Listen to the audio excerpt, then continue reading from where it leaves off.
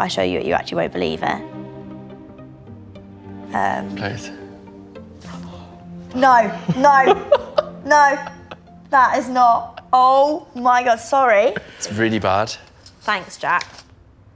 People say, I look like an Xbox controller. People say I look like a quagmire.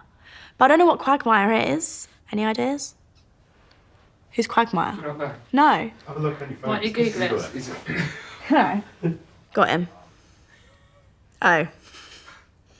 Wow. Yeah, to be fair, I get that. That's quagmire. And that was me.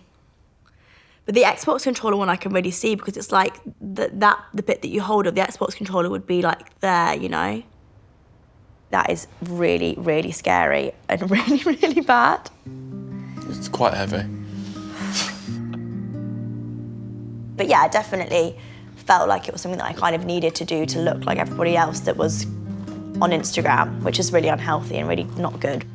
Probably a bit of Botox. I do feel like around that age, though, it was a thing Yeah, it was a to massive do that. thing. Yeah, massive thing. I look at those pictures and I actually feel quite sorry for myself looking at that because I think that I must have been obviously feeling like I needed to do that to my face and feeling the pressures of social media.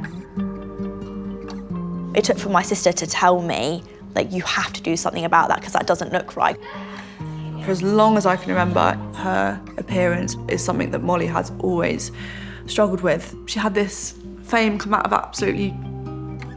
the blue, basically, and she had all these fresh eyes on her. Thanks. It just spiraled, really. So guys, I'm just currently at my event, as you can see in the background. It's literally absolutely rammed in there. Her Beauty Works event. My mum and I were in the toilets. Someone else famous, actually, was in there talking about her and talking about how bad her face looked and how much work she had done to her face. And then me and my mum walked out and I think the person was a bit taken back that we'd listened to the whole conversation. So it's just nice to catch up with everyone, talk about the collab and everything. It's all going really, really well. I agree, I completely agree with them. She did look silly and had far too much filler in her face. I must have said to her at some point, you need to sort this out. Thank God for my sister, because I could have genuinely completely destroyed my face. Like, it was so bad. I thought it was just swelling, but it wasn't, because after like a few months it wasn't going down. I was like, oh, I think that's me now. And I kind of like tried to think it looked good, but it really didn't. And then luckily, it was reversible. Today I am getting my lips dissolved. Now, this is just a massive thing for me. And what's the word when like you kind of like rewinding younger mistakes, just really toning things down, making myself feel a lot more natural. Anyway, this is my lips before, just so you guys can get a clear view of what they look like. They have got lumps in, they've got bumps in.